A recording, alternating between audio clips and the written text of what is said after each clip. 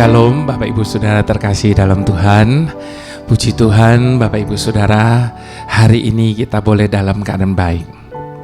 Apapun keadaan kita, saya tetap katakan dalam keadaan baik. Kenapa? Karena kita hidup karena kita memiliki dan kita dimiliki oleh kasih yang murni. Kasih Tuhan atas hidup kita Bapak Ibu Saudara, kasih yang kekal, kasih yang tidak memandang rupa, kasih yang tidak bersyarat, kasih yang menerima kita apa adanya. Itu sebabnya Bapak Ibu Saudara, apapun dan bagaimanapun keadaan kita saat ini, percayalah, kita adalah orang-orang yang dikasihi Tuhan. Ketika Tuhan mengasihi kita Bapak Ibu Saudara, tidak tanggung-tanggung. Dia bukan cuma hanya berkata bahwa dia mengasihi kita, tapi dia membuktikan perkataannya dengan memberikan semua yang ada padanya. Bahkan hidupnya dia beri bagi kita. Yang menjadi pertanyaannya Bapak Ibu Saudara, kalau hidupnya saja dia sudah berikan bagi kita, adakah sesuatu pada hari ini yang dia tidak bisa berikan bagi kita? Itu sebabnya percaya bahwa kita adalah orang-orang yang dikasihi dengan kasih yang murni. Sebelum saya berbicara lebih lanjut mengenai tema kali ini, kasih yang murni ini, mari satukan hati kita berdoa. Bapa yang baik, kasih-Mu melebihi segalanya. Ketika Engkau berkata mengasihi kami, Engkau bukanlah Tuhan yang berubah setia. Kasih-Mu tidak pernah berkesudahan. Bahkan Engkau berkata, tidak ada satupun yang dapat memisahkan kami dari kasih setia-Mu. Itu sebabnya Bapa, apapun dan bagaimanapun keadaan kami saat ini, kami percaya ini adalah keadaan yang terbaik bagi kami. Sekalipun masih ada begitu banyak hal yang terjadi dalam hidup kami yang kami tidak bisa pahami, namun kami yakin segala sesuatu yang terjadi dalam hidup kami itu atas seizin daripada-Mu. Dan ketika Engkau mengizinkan sesuatu terjadi dalam hidup kami, kami tahu Engkau sudah memperhitungkannya dengan kasih-Mu. Itu sebabnya ini doa kami kepadamu. Buat apa saja yang Kau mau buat dengan hidup kami, karena kami yakin hidup kami ada di dalam kasih yang sejati itu. Terima kasih Bapa.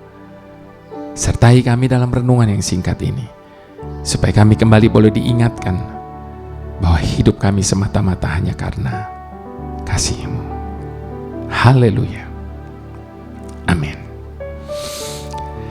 Kita buka Bapak Ibu Saudara firman Tuhan, Ayub 23 ayat yang pertama sampai ke 17. Judul dari perikop ini, Ayub ingin membela diri di hadapan Allah. Tetapi Ayub menjawab, sekarang ini keluh kesahku menjadi pemberontakan. Tangannya menekan aku, sehingga aku mengadu. Semoga aku tahu mendapatkan dia, dan boleh datang ke tempat ia bersemayam. Maka akan kupaparkan perkaraku di hadapannya, dan kupenuhi mulutku dengan kata-kata pembelaan. Maka aku akan mengetahui jawaban-jawaban yang diberikannya kepadaku, dan aku akan mengerti apa yang difirmankannya kepadaku. Sudihkah ia mengadakan perkara dengan aku dalam kemahakuasaannya?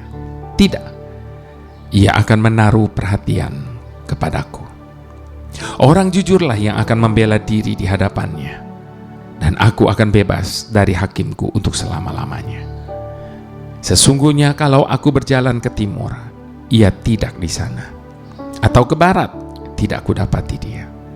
Di utara ku cari dia, ia tidak tampak. Aku berpaling ke selatan, aku tidak melihat dia. Karena ia tahu jalan hidupku. Seandainya ia menguji aku akan timbul seperti emas. Kakiku tetap mengikuti jejaknya. Aku menuruti jalannya dan tidak menyimpang. Perintah dari bibirnya tidak kulanggar. Dalam sanubariku kusimpan ucapan mulutnya. Tetapi ia tidak pernah berubah. Siapa dapat menghalangi dia? Apa yang dikehendakinya dilaksanakannya juga. Karena ia akan menyelesaikan apa yang ditetapkan atasku. Dan banyak hal lagi, hal yang serupa itu dimaksudkannya. Itu sebabnya hatiku gemetar menghadapi dia. Kalau semuanya itu kubayangkan, maka aku ketakutan terhadap dia. Allah telah membuat aku putus asa. Yang Maha Kuasa telah membuat hatiku gemetar. Sebab bukan karena kegelapan aku binasa, dan bukan juga karena mukaku ditutupi gelap gulita. Kita membaca, Bapak Ibu Saudara, bagaimana Ayub dalam keterpurukannya ini. Namun di ayat yang ke-10 dia berkata, karena ia tahu jalan hidupku, seandainya ia menguji aku akan timbul seperti emas. Suatu kali saya mendengar sebuah khotbah tentang seorang ibu dengan 4 anak. Yang menjadi luar biasa dari kisah tentang ibu ini, Bapak Ibu Saudara, adalah keempat anaknya semua menjadi hamba Tuhan. Kalau hanya menjadi hamba Tuhan, saya rasa ada begitu banyak hamba-hamba Tuhan yang memiliki anak-anak yang semuanya menjadi hamba Tuhan. Tetapi apa yang menjadi sesuatu yang berbeda dengan ibu ini? Anaknya yang sulung menjadi misionaris ke Afrika. Namun apa yang terjadi? Beberapa waktu kemudian ia mendapatkan berita bahwa anak sulungnya mati terbunuh saat sedang melayani Tuhan di sana. Setelah kejadian itu, anaknya yang kedua mengikuti jejak kakaknya. Ia tanpa rasa trauma berangkat juga ke Afrika untuk menjadi penginjil di sana. Namun naas, ia juga mengalami kejadian yang sama dengan kakaknya. Mati terbunuh di saat sedang memberitakan Injil.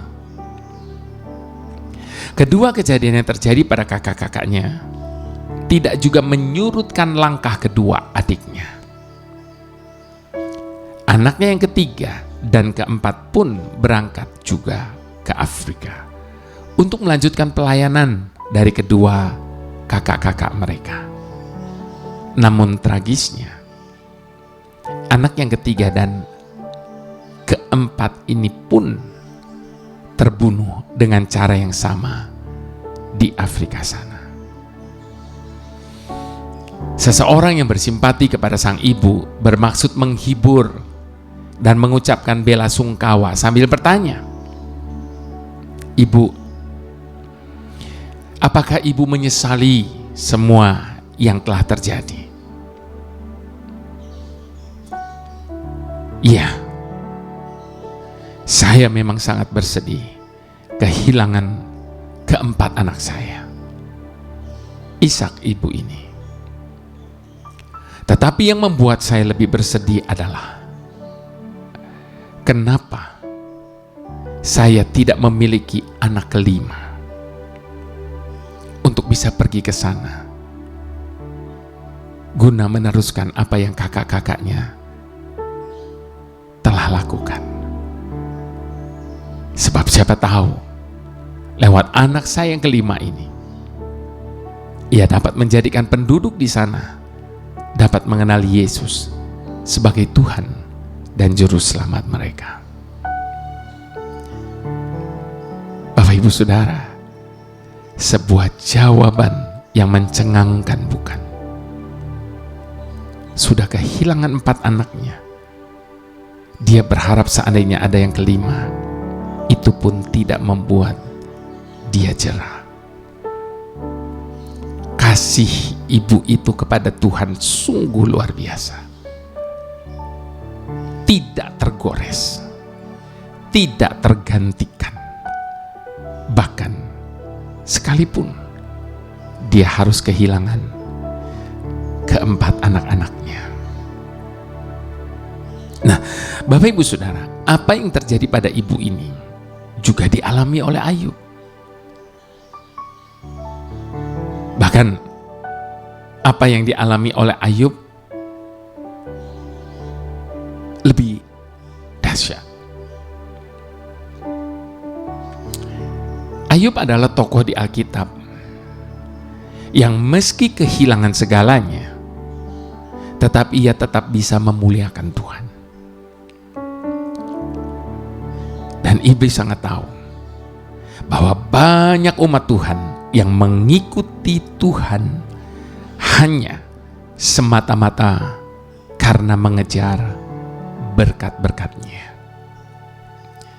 Banyak orang-orang yang semula mengasihi Tuhan lalu berpaling karena kekayaan, jabatan, atau bahkan karena pasangan hidup. Tetapi untuk Ayub, hatinya murni melekat kepada Tuhan. Meskipun ketika mengalami hal yang maha buruk itu, sempat Ayub mengeluarkan kata-kata yang tidak benar terhadap Tuhan, namun pada akhirnya dia cabut kembali semua perkataan itu. Berkat yang Tuhan beri dapat saja dicuri oleh iblis, tetapi kasih Ayub kepada Tuhan tetap tidak berubah. Sikap hati Ayub ini dapat menjadi pelajaran yang indah dan berharga untuk kita renungkan hari ini. Bapak Ibu Saudara terkasih, kasih kita kepada Tuhan akan teruji, baru akan teruji melalui tekanan hidup, yaitu saat kita masih miskin, saat kita sedang sakit, saat kita diperlakukan tidak adil, saat kita difitnah, dan sebagainya. Kita memang tidak bisa mengendalikan masalah yang menimpa diri kita, tetapi kita bisa mengendalikan respon kita terhadapnya. Kiranya ketika ujian datang, sikap sang ibu, dan begitu juga Ayub yang kita renungkan hari ini, menjadi sebuah sikap yang patut kita teladani.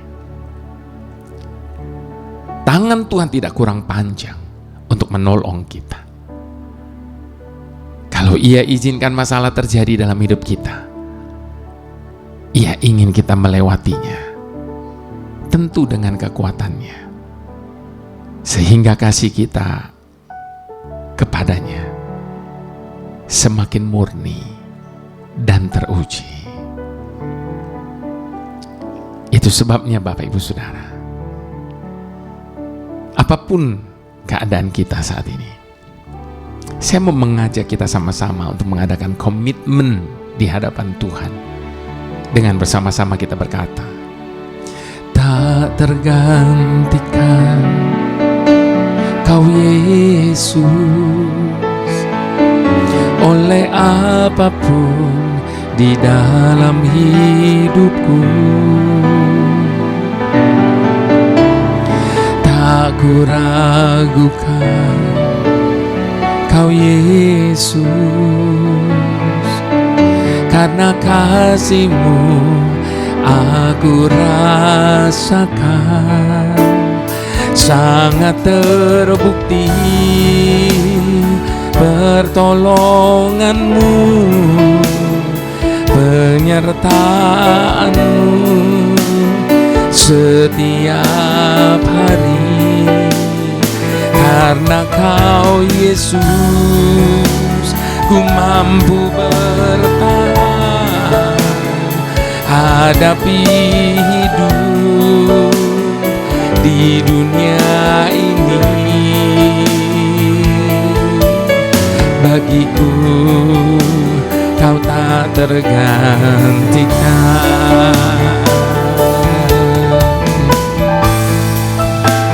Sangat terbukti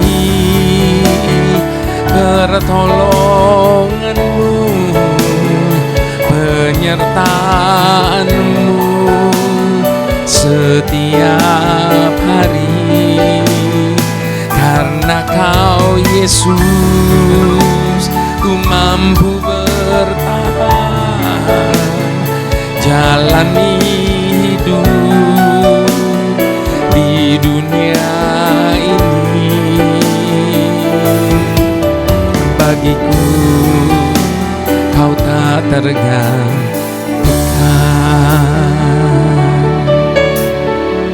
Dunia selalu menawarkan banyak hal bagi kita. Dunia mencoba untuk mereplace Tuhan dalam hidup kita. Namun Bapak Ibu Saudara, izinkan saat ini saya berkata, sekalipun kelihatannya dunia menawarkan sesuatu yang begitu menggiurkan bagi kita, biarlah kita boleh tetap ada komitmen kita bahwa tidak akan pernah ada satu pun yang dapat menggantikan Tuhan atas hidup kita. Jauh di dalam lubuk hati setiap manusia ada satu area yang tidak bisa diisi oleh apapun kecuali oleh kehadiran Tuhan. Itu sebabnya sekali lagi, jangan pernah mengganti Tuhan dengan apapun. Tak tergantikan Kau Yesus oleh apapun di dalam hidupku. Tak kuragukan Kau Yesus, karena kasih-Mu aku rasakan. Sangat terbukti pertolongan-Mu, penyertaan-Mu setiap hari. Karena Kau Yesus, ku mampu bertahan jalani hidup di dunia ini. Bagiku Kau tak tergantikan.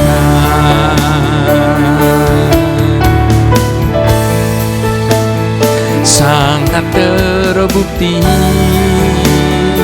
pertolongan-Mu, penyertaan-Mu di setiap hari. Karena Kau Yesus, ku mampu bertahan jalani hidup di dunia ini. Bagiku Kau tak tergantikan. Bagiku Kau tak tergantikan. Bagiku Kau tak tergantikan.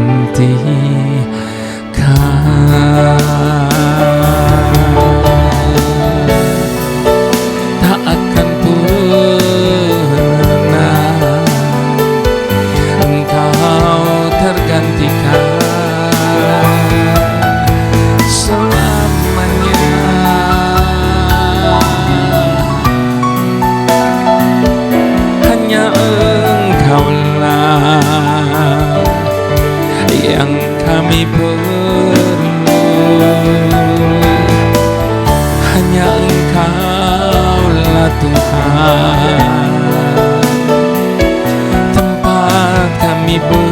berteduh. Hanya Tuhan yang dapat mengisi kekosongan hidup setiap kita. Segala sesuatu yang dunia berikan fana. Itu sebabnya tidak akan pernah bisa dibandingkan dengan apa yang kita punya di dalam Tuhan. Jadi apapun, jangan pernah menggantikan Tuhan. Jangan pernah sekalipun. Bapa sumber anugerah, sungguh merupakan satu-satunya alasan mengapa kami ada hari ini. Sungguh merupakan satu-satunya alasan kalau kami masih hidup hari ini. Semua hanya karena-Mu Bapa. Semua ini harus kami akui di hadapan-Mu saat ini juga. Sebab Engkau tahu betapa ringkihnya kekuatan kami. Engkau tahu betapa lemahnya kami menghadapi godaan dan cobaan dan tawaran hidup ini. Namun demikian pun Engkau memenuhi hidup kami dengan berbagai hal, di mana setiap kali kami menyadarinya, maka hati kami limpah dengan syukur kepadamu Bapa. Itu sebabnya kami bergantung pada kekuatan-Mu, sebab kekuatan kami jauh daripada cukup untuk menghadapi segala yang ada di hadapan kami saat ini. Saat kami menghadapi rintangan dan halangan, hanya karena kuasa-Mu dan bukan karena kekuatan yang ada di dalam kami, membuat kami dapat hidup tanpa rasa takut. Sebab kemenangan yang Kau berikan telah menggantikan semua kegagalan kami di masa lalu. Saat ini kami bersyukur kepadamu Bapa atas setiap tuntunan yang Engkau berikan. Itu sebabnya inilah komitmen kami sekali lagi. Tidak akan pernah ada satupun yang dapat menggantikan Engkau di dalam kehidupan kami. Mari semua yang berkomitmen sama-sama kita katakan amin.